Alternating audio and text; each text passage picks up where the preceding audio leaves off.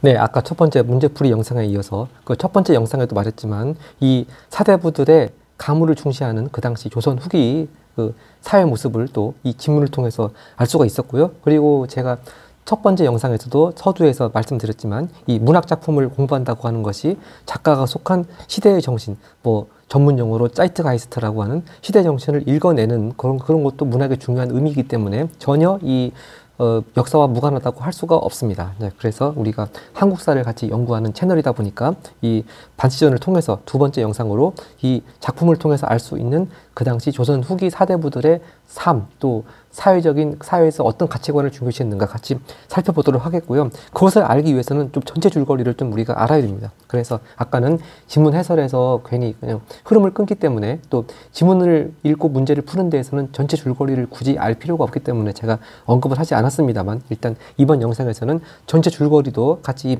갈등 구조를 중심으로 좀 일단 그 뼈대 부분도 알려드리고 또 그걸 통해 가지고 조선 후기 사회 모습도 같이 알아보도록 하겠습니다. 자, 아까 이제 출발은요, 우리가 지문에서는 그 양부인하고 채 씨 간의 그런 채 씨가 반씨를 모함하고 그러다 보니까 양부인이 채 씨를 쫓아내고 그리고 채 씨의 아버지가 또 위윤 큰아들을 귀양 보내고 양부인의 큰아들을 귀양 보내고 그런 구조로 돼 있긴 합니다만, 그러니까 마치 보면 채 씨가 굉장히 나쁜 사람처럼 묘사가 돼 있죠. 특히 우리나라 지금 드라마도 그렇습니다만 뭐 재벌가의 딸 그러면은 왠지 좀 좋은 이미지보다는 부정적인 이미지로 많이 캐릭터가 그려집니다. 그래서 좀 약간 재벌보다는 좀 못할 수밖에 없죠. 좀 약간 못한 집안에 시집을 와서 다른 뭐 선한 며느리들을 막 동서들을 구박을 하고 또 집에서 좀 거들먹거리고 우리 친정은 이런데 막 그러면서 좀 거만하게 그런 캐릭터로 많이 그려지기 마련인데, 그래서 여기 나오는 채 씨도 혹시 자기 아버지 백만 믿고서 좀 시댁에 와서 너무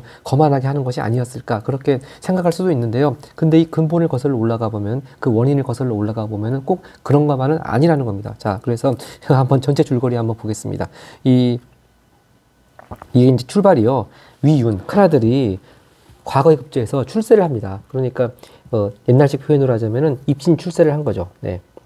위윤이 과거에 급제해서 입신을 합니다. 그러니까 이 어머니 양분 입장에서는요, 누가 더 어떤 아들이 더 예쁘겠습니까? 당연히 과거 급제해서 출세한 아들을 더 예뻐할 수밖에 없는 구조입니다. 특히 여기 제가 사별도 적어놨지만 양분의 경우에는 일찍이 자기 남편을 여의고 아들 셋을 이제 길렀으니까 아들 셋을 과거에 급제시켜서 위씨 가문의 명예를 높이는 거에 자기 인생의 의미가 달려있다고 생각을 한 사람입니다. 그러다 보니까 큰아들은 과거에 급제했고 둘째하고 셋째는 과거에 급제를 못했으니까 상당히 좀 뭐 바보 같다고 멍청하다고 생각이 들 수 있고, 그러다 보니까 아들도 그렇고 며느리도 그렇고 막 질책을 합니다. 그러니까 굳이 쓰자면은 이렇게 얘기할까요? 정리하자면은, 그러니까 자, 양부인께서 큰아들은 과거에 급제했으니까 편애를 하시고 큰아들 쪽만 예뻐합니다. 네. 편애를 하시고, 그리고 둘째하고 셋째 아들한테는 너네 형은 이렇게 하는데 너는 왜 그렇게 못하니 하면서 막 질책을 해요. 네, 질책. 그리고 그 질책이라고 하는 것이 양부인이 살아온 인생의 과정을 돌이켜보면은 또 자기 인생을 위씨 가문의 명예를 높인다는 자기 책무를 다한 자기 인생에 또 살아온 의미이기도 합니다. 자, 그러니까 바로 이러면은 이 위진하고 위준한테 시집온 채 씨하고 맹씨 입장에서는 어떤 생각이 들겠습니까? 상당히 이 위준하고 반 씨에 대해서 적대감이 들겠죠. 네, 상당히 적대감이 드는 그런 과정을 겪지 않을 수가 없습니다. 자, 그러다 보니까 이제 뭐 채 씨가 반 씨를 많이 뭐 모함을 하고 뭐 그렇다고 하는데, 자, 굳이 쓰자면은 이제 채 씨가 반 씨를 막 모함을 하고 그런다고 그러죠. 네. 우리 지문에서는 모해라는 표현을 쓰고 있습니다만, 모해, 네, 모함하고 해코지하는 겁니다. 그러다 보니까 이제 더더욱 양부인은 이 며느리들을 더더욱 싫어하죠. 그러니까 일단 그 맨 처음 출발은 양부인이 과거에 합격한 위윤 큰아들 또 큰며느리 쪽만 편애했다. 그리고 오히려 위씨, 위준, 채씨, 맹씨 쪽은 좀 약간 질책하면서 구박을 했다. 그러다 보니까 이제 채씨는 반씨를 모해했다. 그러니까 양부인은 더더욱 채씨가 미웠다. 그러면서 이제 일단 첫 번째 갈등은 고부 갈등으로 나타납니다. 고부 갈등. 왜냐하면 이제 미워해가지고 채씨를 축출해버리잖아요. 네. 축출해 버렸습니다. 친정으로 쫓아버렸어요. 그런데 이제 흔히 시어머니들이 며느리를 쫓아낼 때 이런 말들 많이 하죠. 너는 친정에서 겨우 그렇게밖에 못 배웠냐? 뭐 친정이 뭐 그 모양이니까 네가 그 모양이지. 뭐 그런 친정에서 너는 뭘 배웠겠어? 뭐 그런 식으로 합니다. 자, 그러니까 최 씨 입장에서 느끼는 거는 자기 가문을 욕보했다. 즉 가문을 능멸했다고 느껴지게 됩니다. 가문 능멸. 그리고 아까 최 씨 아버지가 뭐한 사람이라고 했습니까? 승상이라고 했잖아요. 네. 아버지가 승상입니다. 그러니까 친정 가가지고 친정 식구들한테 막 이제 없는 것도 보태어가면서 자기 시어머니 막 욕을 합니다. 이렇게 해서 너무 억울하게 심지어 우리 집안을 욕보이면서 이렇게 내가 쫓겨왔다 그러니까 아버지 입장에서는 감히 우리 가문을 막 능멸하다니 그러면서 이제 가만히 있지 않죠. 그러면서 이제 아버지가 가문 차원에서 복수를 시작합니다. 그러니까 아까 지문에서도 앞부분 줄거리에도 나왔지만 먼저 자, 이 최승상이 이윤에게 먼저 복수를 하죠. 그래서 귀양 보냅니다. 네. 위윤도 귀양 보내요. 그리고 위윤만 귀양 보내는 게 그치는 게 아니라요. 이 반 씨의 친정아버지도 귀양 보냅니다. 그러니까 아까 제가 서두에 마치 혹시 최 씨가 좋은 가문의 사람이고 나머지 반 씨나 뭐 이런 며느리들은 좀 가문이 좀 떨어지지 않을까 그렇게 생각할 수가 있는데요. 반 씨의 아버지도 뭐 하시는 분이냐면은 병부상서 벼슬에 있었다고 그럽니다. 병부상서. 이제 조선으로 말하자면은 병조판서죠. 네. 병부상서 직위에 있었는데 꽤 높은 벼슬이잖아요. 근데 역시 이 최승상이 보복으로 반 씨의 친정 아버지까지 귀양 보냅니다. 네. 귀양 보내요. 그러니까 결국 뭐겠습니까? 이런 보복을 한다는 것 자체가 이 최승상께서 자기 딸이 시댁에서 쫓겨온 그런 걸 가지고 그 보복으로 자기하고 사돈 관계에 있는 뭐 이런 먼 관계에 있는 그 위윤하고 또 반씨 아버지까지 귀양을 보낸다는 점에서 결국 이 갈등은 뭐로 확대가 됐다는 겁니까? 가문 간의 갈등으로 확대가 된 겁니다. 네. 가문 간 갈등으로 확대가 된 거예요. 가문 간의 갈등. 자, 그러니까 정리하자면 이제 양부인이 위윤만 출세했다고 편애했다. 그리고 또 최씨, 위진, 맹씨 쪽은 구박했다. 그러다 보니 고부 간의 갈등이 생겼다. 물론 동서 간의 갈등이 있죠. 이거 빼먹었네.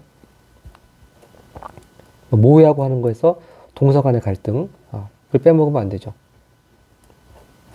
네. 그래서 동서 간의 갈등이 생겼다. 그러다 보니 또 고부 간의 갈등이 생겨서 최 씨가 축출당했다. 그러다 보니까 자기 집안을 모욕했다고 생각한 최 씨의 아버지가 또 위윤하고 반씨 아버지를 귀양 보내면서 결국 고부 간의 갈등, 동서 간의 갈등에서 시작된 이 집안의 갈등은 양쪽 가문들 간의 갈등으로 나타났습니다. 그러다 보니까 우리 아까 그 보기에서 이런 표현이 있었잖아요. 갈등이 다양한 양상으로 나타난다. 바로 다양한 양상이 바로 가문 간의 갈등이죠. 최 씨와 유 씨 가문만의 갈등이 아니고 심지어 반 씨 가문과의 갈등까지 같이 나타나 버렸습니다. 상당히 복잡해졌습니다. 네. 그렇게 해서 이제 이렇게 아까도 제가 그 지문 마지막에도 얘기했지만 위형이 계속 이렇게 당하고만 끝나는 것이 고전소설의 구조가 아니죠. 자, 이렇게 위형하고 반 씨가 힘들게 자기를 막 죽이려고 하는 이런 최 씨하고 또 위진이라든지 이런 사람들의 그런 음모에서 벗어나서 겨우겨우 이제 신성계 사는 사람들이 도와주고 뭐 심지어는 뭐 반 씨가 바다에 빠져 죽을 뻔했는데 뭐 거북이가 나타나서 도와주고 뭐 그런 얘기도 나온다고 그래요. 하여튼 그런 과정을 다 시련을 이겨내고 위형은 과거에 급제를 합니다. 네. 과거에 급제를 하고요. 또 황제의 사위가 된다고 합니다. 부마가 돼요. 근데 위흥이 부마가 되려고 하는 과정에서도 이 최 씨 아버지하고 최 씨 오빠가 아주 필사적으로 막 목숨 걸고 그걸 저질한다고 합니다. 그렇지만 실패를 하고 하여튼 부마가 됐고, 그럼 이제 위흥이 가만히 있겠습니까? 결국 최 씨하고 맹 씨한테 복수를 합니다. 네. 이런 사람들한테 복수하고 또 집안 사람들도 다 막 아주 보복을 하고 그러면서 최 씨하고 맹 씨를 저작거리에서 능지처참한다고 합니다. 끔찍하죠. 능지처참. 그래도 한때는 자기 작은 어머니들인데, 그래도 아무리 자기가 많이 좀, 이런 사람들한테 죽을 고비를 당했다고 하더라도 좀 왠지 좀 너그럽게 용서하고 화해하는 모습을 보였으면 더 좋지 않을까 싶은데, 하여튼 옛날 사람들 권선징악 소설 구도는 뭐 그게 아니죠. 하여튼 최 씨하고 맹 씨한테 능지처참을 시키면서 보복을 하고, 그다음에 위진하고 위준도 자기 작은 아버지들도 귀양을 보낸다고 하네요. 네. 위준을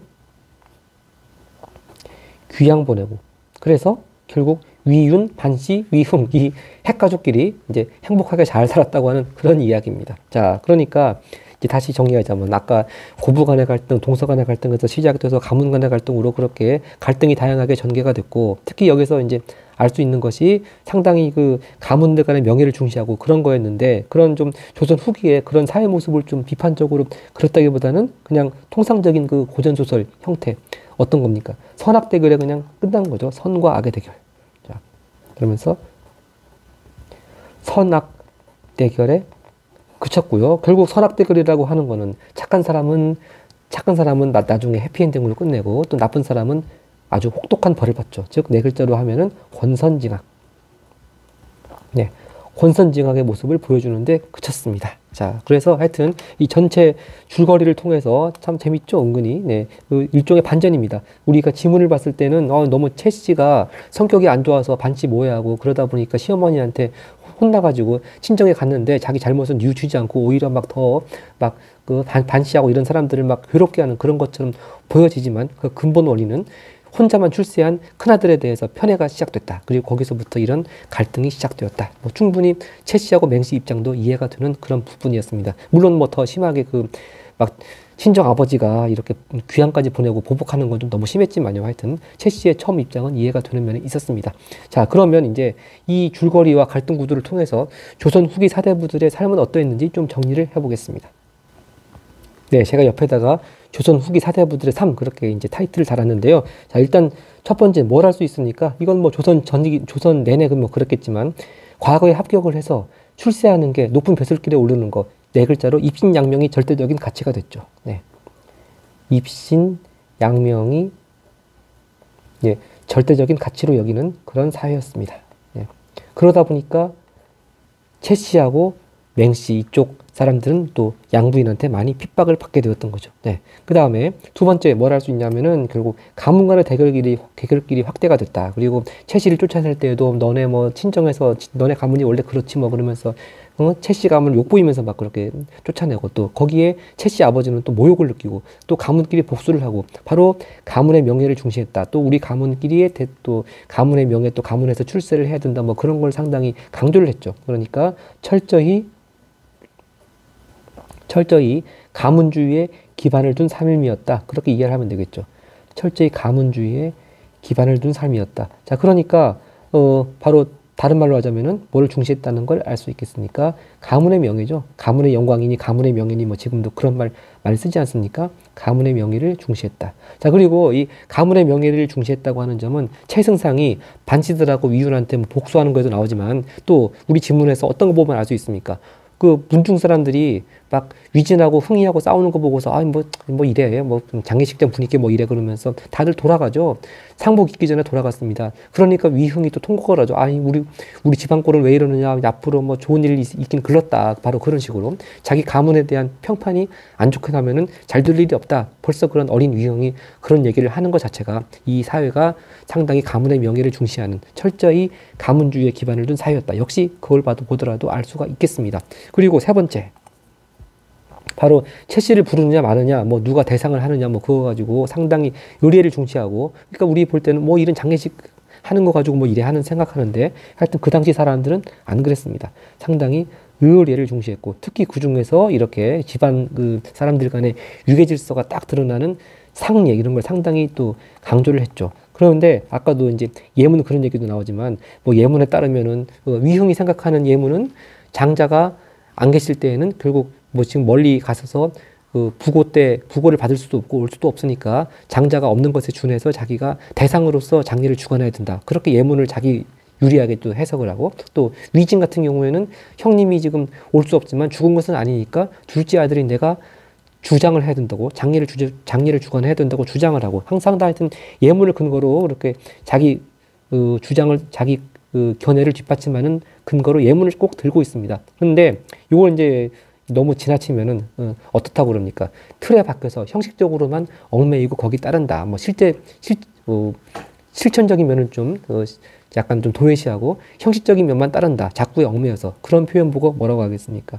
교조적이라는 말을 쓰잖아요. 그러니까 이 당시에 좀 예문을 교조적으로 실천하려고 했다. 그런 비판을 많이 받습니다.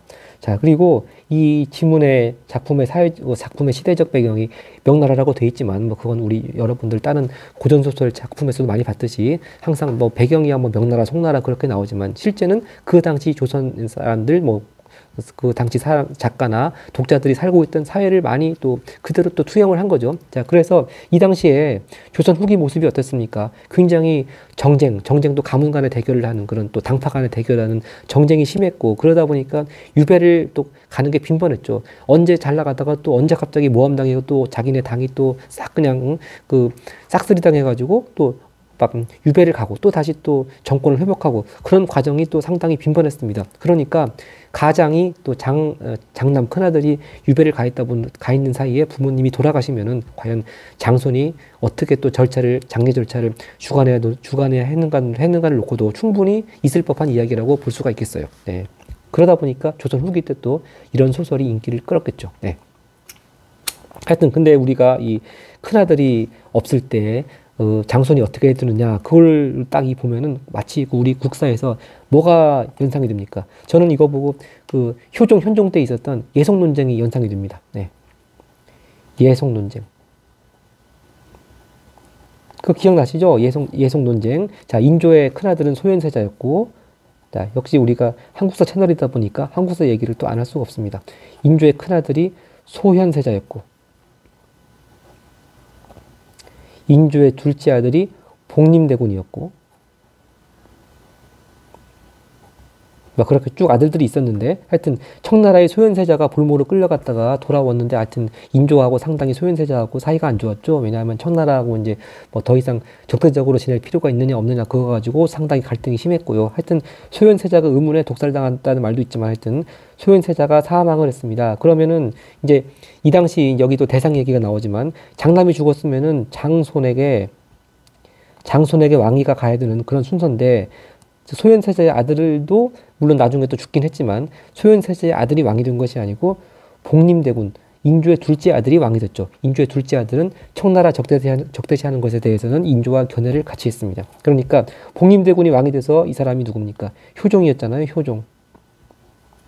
그래서 복림대군 효종이 사망하거나 또는 그 왕비가 사망했을 경우에 그 아들 현종이 이제 현종 때가 됐죠. 현종이 즉위하면서 남아있는 대비마마께서 상복을 몇 달 입어야 되냐, 몇 년 입어야 되냐, 그거 가지고 논쟁이 벌어진 것이 바로 예성 논쟁이었죠. 그래서 예성 논쟁의 그 근본적인 배경은 마치 소현세자가 죽고 둘째 아들인 복림대군이 왕이 되었지만, 그래도 임금은 이런 사대부들하고는 다르니까 둘째 아들이 죽은 얘하고는 좀 다르게 취급해야 되지 않느냐, 그런 것이 이제 한쪽의 주장이었고, 아마 남인 쪽의 주장이었죠. 남인 쪽의 주장이었고, 또 서인 쪽은 그래도 이제 임금도 다 같은 사대부들의 그런 그 성리학적 질서에 또 연장선상에 있다 보니까 역시 효종은 둘째 아들이니까 둘째 아들이 죽은 거에 준해서 대비마마가 상복을 입어야 된다. 아무래도 좀 첫째 아들이 죽었을 경우에 준해서 좀 기간이 짧았겠죠. 이건 아마 서인들이 주장을 했다고 그럽니다. 하여튼 그런 논쟁하고 거의 좀 유사한 좀 측면이 좀 있습니다. 역시 예성 논쟁도 지금의 관점에서는 상당히 이해가 되지 않는 좀 그런 너무 형식에 치우친 교조적인 것이 아닌가 생각이 들지만, 또 이 당시에 이 왕권의 정통성을 놓고 이런 측면이 있었다는 거 제가 전에도 한번 얘기한 적이 있었습니다. 하여튼 바로 이 예물을 구조적으로 실천한다고 하는 거, 뭐 이런 사회 모습을 알 수가 있겠고요. 특히 그래서 장자가 없을 때는 장손이 한다, 이런 것을 통해서 우리가 이 당시 사회는 어떤 제도라고 말을 하고 있습니까? 여기 있을까요? 네, 장자, 장손 중심으로 한다는 것에서 세 글자로 하면은 종법제라고 그러죠. 종법제. 종손 그런 얘기 많이 하지 않습니까? 그때 쓰는 종손입니다. 종자입니다. 종법제 얘기 나오고, 또 이게 또 한국사하고 연결시켜 보면은 이렇게 장자 장손 중심으로 종법제라고 하면서 상당히 의례를 중시하고 성리학적 질서를 중시하는 그 배경에는 뭐가 있다고 그랬습니까? 자, 배경에는 임진왜란과 병자호란 직후에 신분 질서가 동요되었다고 그랬죠. 신분 질서가 동요되니까 이제 그 신분 질서를 유지하기 위해서 성리학적 질서를 강조하기 시작했다. 그리고 아까도 이제 제가 지문했을 때도 얘기했지만, 또 그 조선 후기 때 이제 조선 중기 이후로 살인들이 이제 그 중앙 정계를 장악하게 되면서 또 그 시대에 맞물려서 김장생 같은 분이 또 예학을 강조하는 또 분위기가 됐고, 하여튼 이것이 양난 후에 신분 질서의 동요, 또 거기에 반발해서 성리학적 질서를 강조하면서 신분 질서 동요를 막으라고 하는 움직임, 이 과정에서 이제 장자, 장손 중심, 종법제 이런 것이 딱 정착이 되어져 갖고, 그러다 보니까 상당히 그 20세기 들어와서까지도 이런 전통이 남아 있어서 아무래도 상속을 받을 때에도 제사를 지내는 장남이 더 많이 받고,